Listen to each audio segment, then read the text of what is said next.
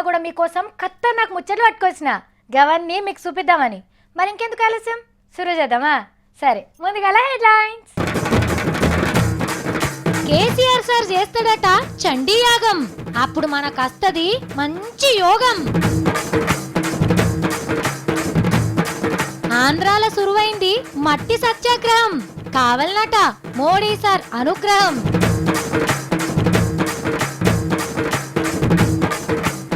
తోక సుక్కలుంది మందు సుక్క, తాగితే మస్తు కిక్కస్తదట పక్కా. ఎర్ర సైన్యంలో కలిసిన సత్తి, సాఫిట్రక్కాయన్నీయలో సతిగాన్ని విలిసిండనీయలో, సతిగాడైతే ఎన్నీయలో ఎర్ర జెండాలు వచ్చిండనీయలో. కందిపప్పు మీద మనసు పడ్డ మంగ్లీ, కందిపప్పు 220 ఉన్నదమ్మా కిలోకు, అంత రేటు పెట్టి తినేంత కోటీశ్వరాల్ని కాదు నేను. ఓం 33,000 కోట్ల దేవుళ్ళు మా 3.5 కోట్ల పబ్లిక్ సుట్టే చూడాలాయ నమః. ఓం అనుకున్న కార్యాలు నెరవేరాలాయ నమః. ఓం ధనిక రాష్ట్రం ఇంకింత ధనికం కావాలాయ నమః. అయ్యా, ఇప్పుడు తూర్పు దిక్కు దండం పెట్టి కొబ్బరికాయ కొట్టండి. అమ్మ, మీరు ఆ రైక ముక్క పసుపు ముక్క అది అందుకోండి. అమ్మ, మీరు ఈ తాంబూలంలో నవధాన్యాలు పెట్టుండ్రి. ఓం శాంతి శాంతి శాంతి. అయ్యా, ఇక యాగం ఒడిచింది. మీకు ఈ వార్తను చూడండి. తెలంగాణకు మహాయోగం పట్టిస్తందుకు యాగం చేయబోతున్నాడు సీఎం సారు. ఎర్రవెల్లి బాయికాడ ఎగిలివారిన సంధి పొదుమికి దాకా 3 రోజులు ఆయుధ చండీ యాగం చేస్తాడట. డిసెంబర్ నెలాఖర్లా 1000 హోమగుండాల ముంగట 10,000 మంది అయ్యవాళ్లతోని వేద మంత్రాలు చదివిస్తాడట. ముహూర్తం చూడంతే ఏ కార్యానికి అడుగు ముంగటికేయడు మన ముఖ్యమంత్రి సారు. కాబట్టి యాదగిరిగుట్టకు వాస్తు సలహాలు ఇచ్చిన చిన్నజీయర్ సాముల వారిని కలిసి దివ్యమైన ముహూర్తం పెట్టించిందట. ఇక ఈ యాగాన్ని కళ్ళ నిండా చూసుకోమని రాష్ట్రపతిని ప్రధానమంత్రి మోడీ సార్ను కూడా విలువబోతున్నాడట. నిన్న గవర్నర్ సార్ను కలిసినప్పుడు గిదే మాట షవులేసిందట, యాగానికి అందరు వస్తారు నువ్వు కూడా రావాలని. ఇక ఈ సొంటి కార్యాల కాడ నరసింహం సార్ ముంగటుంటాడు కాబట్టి తప్పకుండా వస్తుండొచ్చు. మరి చండీ యాగం ఎందుకు చేస్తారో తెలుసునా? నవగ్రహాలను అష్ట దిక్పాలకులను ఆజ్ఞలో పెట్టుకుంటేందుకు చేస్తారు. ఇక అనుకున్న పనులు అనుకున్నట్టుగా జరగాలని ఈ కార్యం చేయబోతున్నాడు సీఎం సారు. అంటే డబుల్ బెడ్రూమ్ ఇండ్లు, నడిమింట్లకు నల్ల నీళ్లు, చెరువుదవుడు, మొలకల నాటుడు, కళ్యాణ లక్ష్మి కట్నం పంచుడు, గుళ్ళు గోపురాలు ఎల్లెంగట్టుడు, KG to PG చదువు, ఇసొంటి సర్కార్ కార్యాలు చక్కగా నడిచేటందుకు ఈ యాగం చేస్తున్నాడు. మున్పోసారి చండీ యాగం చేసి తెలంగాణ రాష్ట్రం తెచ్చిండు. మళ్ళీ ఇప్పుడు యాగం చేసి తెలంగాణను బంగారు తుంక చేస్తాడన్నట్టు. శాంతాకారం భుజగశయనం పద్మనాభం సురేశం విశ్వాధారం గగన సదృశం మేఘవర్ణం శుభాంగం. మొన్న అమరావతి శంకుబండ కార్యంలా మోడీ సార్ వచ్చి 1,00,000 కోట్లు కావాలనా 2,00,000 కోట్లు కావాలనా, చంద్రాలు చాయిస్ నీది ఇచ్చు నాది అని ఏమన్నా ఇస్తాడేమో అని అందరూ అనుకున్నారు. కానీ ఏమైంది? చెంబెన్నీళ్ళు పిడికెడు మట్టిచ్చి చేతులు దులుపుకొని అవతల పడ్డాడు. మట్టి నీళ్ళిచ్చిన మోడీ సారు ఉత్త చేతులతోని పోయినందుకు ఆంధ్ర చేయి గుర్తు లీడర్లకు మస్తు నాదాన్ని అనిపించిందట.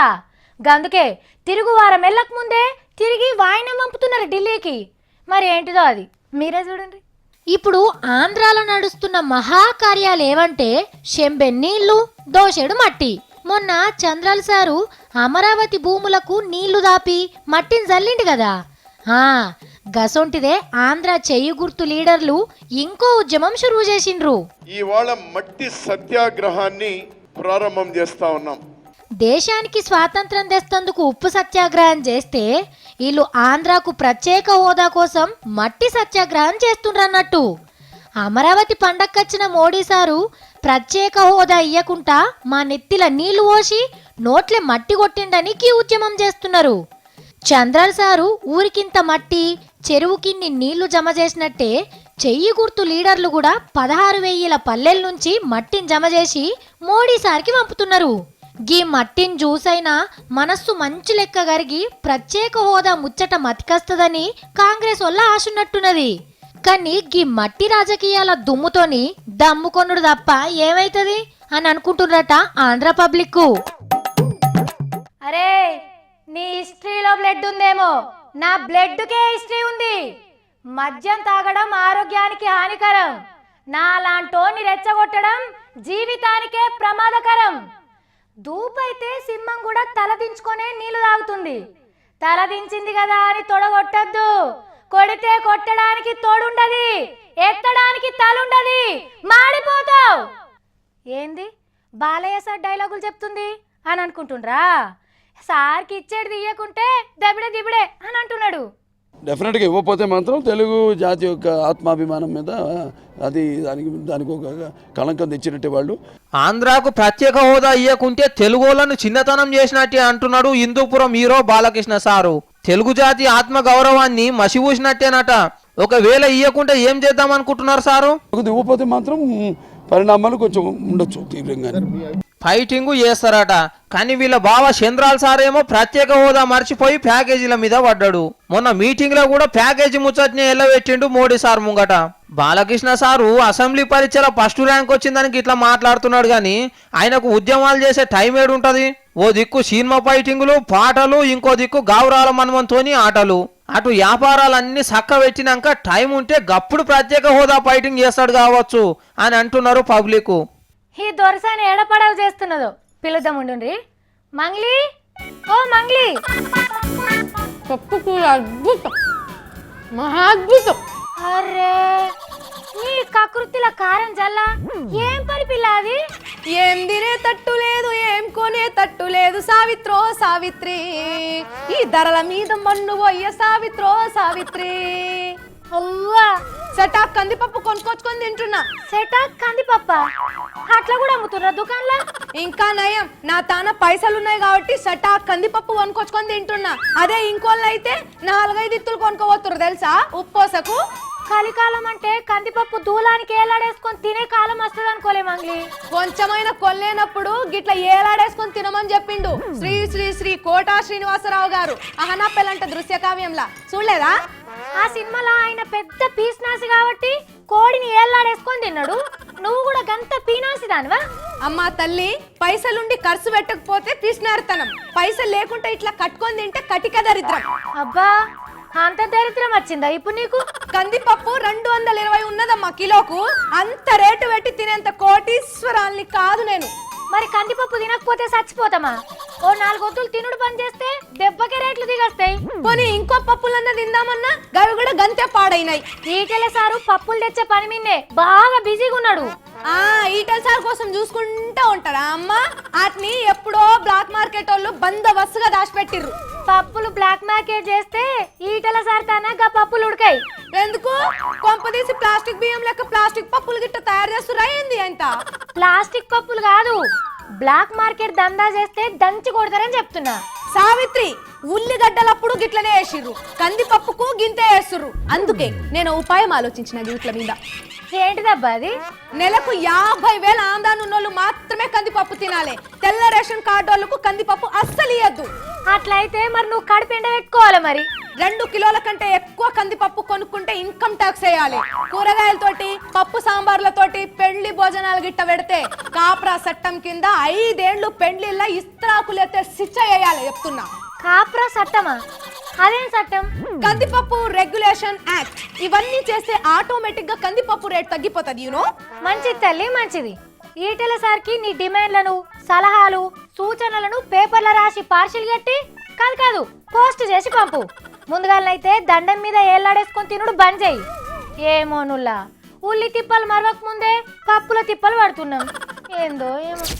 సావిత్రక్క ఎన్నియలో సతిగాన్ని విలిసిందెన్నియలో, సతిగాడైతే ఎన్నియలో ఎర్ర జెండలు పట్టిందెన్నియలో. జెండలు పడితే ఎన్నియలో నీకు జెండు బాంబు రాస్తా ఎన్నియలో. నా కడుపు నొప్పి లేరు కదా అక్క, జెండు బాంబు ఎందుకు రుద్దుతావు? కడుపు నొప్పి కాత్తమ్మి, నీ నెత్తి నొప్పికి. ఏంటి ఏమో జెండాలు పట్టుకుని ఎగురుతున్నావు? ఏడుకోయినవేంది?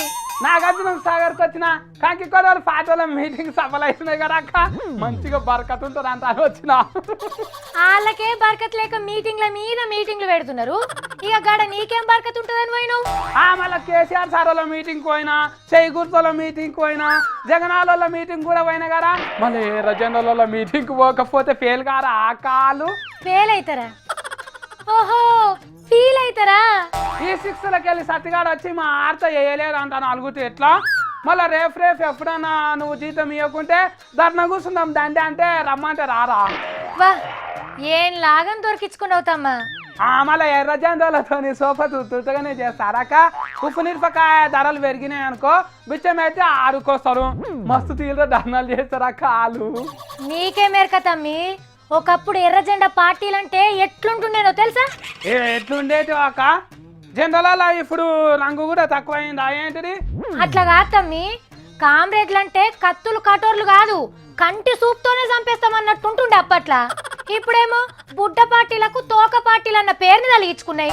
ఓ తోక అంటే చీఫ్ అనుకుంటున్నావాక? హనుమంతు తోకతోటే లంకను అలబెట్టిండు.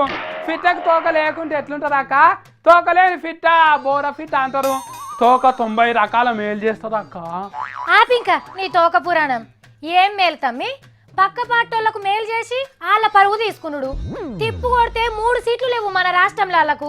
మనకు ఎన్ని సీట్లు దక్కినాయి అంటానికి ఆరాక మన దోస్తాంతోని ఎన్ని సీట్లు గెలిపించుకున్నాం అన్నదే ముఖ్యము. ఎర్ర జెండాల వాళ్ళు గడే చేస్తారు ఎప్పటిసాందో. గది కదమ్మా, ఓట్లకు ముంగట ఒకరికి సపోర్ట్ చేస్తారు, ఓట్లయినాక వాళ్ళ మీదకే తిరగబడతారు. ఏందో తమ్మా, వాళ్ళని అర్థం చేసుకున్నాడు ఎవ్వరి తరం కాదు. ఇప్పుడు అట్లేం ఉండదంతాక. కంకి కొరవలి సుట్ట కొరవలు ఒకటైండ్రు. ఇద్దరు కలిసి ఒకటే డాంబర్ రోడ్ తోవల నడుస్తారంట. అంటే ఎట్లా తమ్మి? రైలు పట్టాల లెక్కన కలిసి ఉన్నట్టే ఉంటారు కానీ కలవరు. ఏంటిదక్క నువ్వు మళ్ళా పబ్లిక్ ఏం కష్టం వచ్చినా కానీ ఎర్ర జెండాలలో ముంగట ఉంటారు. టెంట్లు వేసి ధర్నాకు కూడా కూర్చుంటారు. మన కష్టం వాళ్ళ కష్టం అనుకుంటారు అక్క. నేననేది గదే తమ్మా, పబ్లిక్ కి మంచి చేద్దాం అనుకునేటోళ్ళు వేరేటోళ్ళకి ఎందుకు సపోర్ట్ చేసుడు? వాళ్ళే మంచిగా బలం పెంచుకొని పోటీ చేసుకోవచ్చు కదా, గది నేనంటున్నా. నారాయణ సార్ చెప్పిందక్క, ఇద్దరు చేతుల చేసుకొని పని చేస్తారంట ముద్దుగా. చేసిన తప్పులు మళ్ళా చేయరంట. కామ్రేడ్లు సార్లే చెప్పిండ్రు. సరే తమ్మా, సరే సరే. ఎర్ర జెండా ముచ్చట్లు నాకంటే నీకే బాగా తెలిసినాయి కానీ ఇక నువ్వు ఆఫీస్కి రా. ఊరికేనే వస్తానాక. అరే మంచిగా చేపల కూర వండిందంట, గుమ్మున వాసన వస్తున్నది. పొత్త నిండా తినొస్తా, ముండ్లు తీసి పడేస్తా తిన. నేను ఆయనతో కుతికలు ఇరుకుతాయి. సరే సరే, కానీ కామ్రేడ్లంతా కలిసి పని చేస్తేనే మంచిది. మరి చూద్దాం ఏమైతుందో.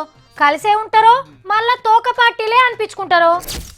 మొన్న దసరా పండుగకు 3 వద్దులనే 278 కోట్ల ఆమ్దాన్ వచ్చిందట ఆప్కారోళ్లకు.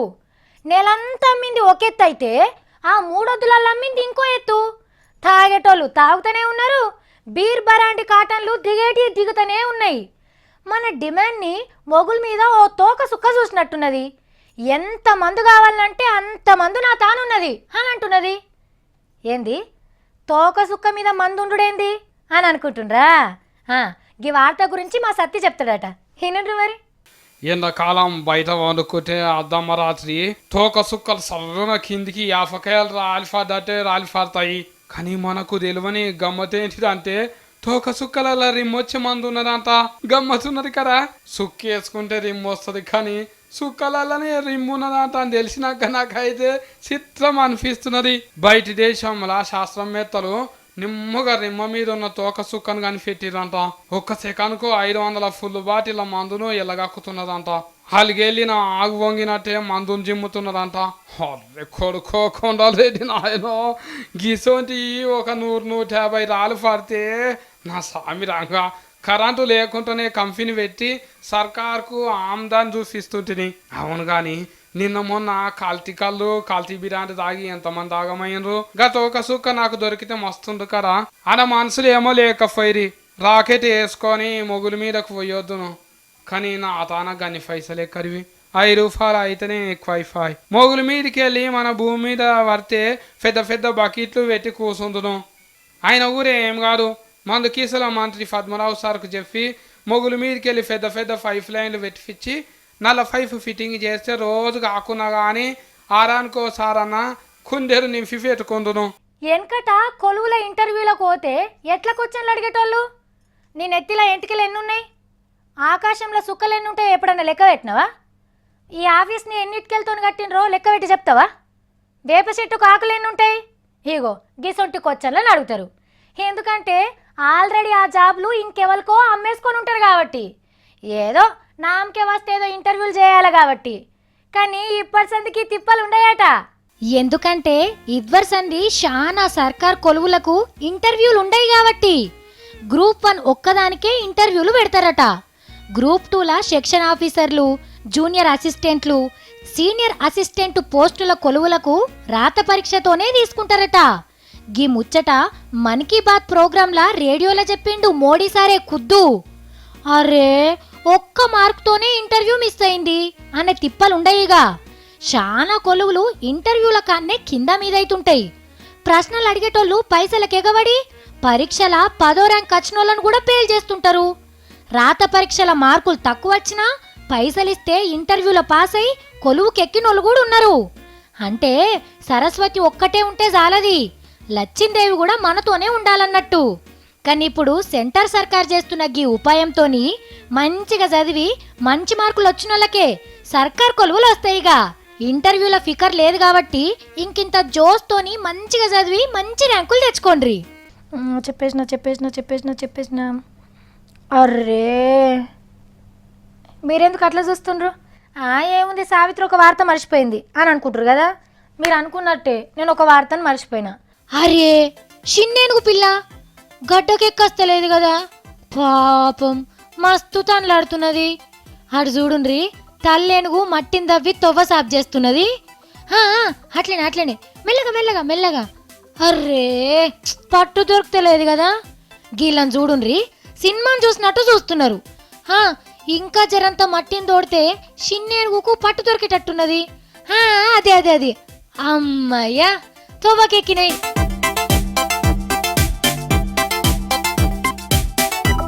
ఇక ఓన్రి అటు అడవి మోకాన ఓన్రి, మళ్ళా మనుషులకే రాకుండ్రి. తమిళనాడు రాష్ట్రంలో జరిగిందులా గి ముచ్చట. కేసీఆర్ సార్ చేస్తాడట చండీ యాగం, అప్పుడు మనకస్తది మంచి యోగం. ఆంధ్రాల సురువైంది మట్టి సత్యాగ్రహం, కావాలనట మోడీ సార్ అనుగ్రహం. తోక సుక్కలుంది మందు సుక్క, తాగితే మస్తు కిక్కస్తదట పక్కా. ఎర్ర సైన్యంలో కలిసిన సత్తి సాపిట్లక్క ఎన్నియలో సతిగాన్ని పిలిచిందెన్నియలో, సతిగాడైతే ఎన్నియలో ఎర్ర జెండలు వచ్చిందెన్నియలో. కందిపప్పు మీద మనసు పడ్డ మంగ్లీ. కందిపప్పు 220 ఉన్నదమ్మా కిలోకు. అంత రేటు పెట్టి తినేంత కోటీశ్వరాల్ని కాదు నేను. చూసేసింది కదా ఇక గివి ఇవాళ నేను పట్టుకొచ్చిన 3 మార్ ముచ్చట్లు. మళ్ళీ 3 మార్ వార్తలలో కలుద్దాం. అప్పటిదాకా చూస్తూనే ఉండుండ్రి V6.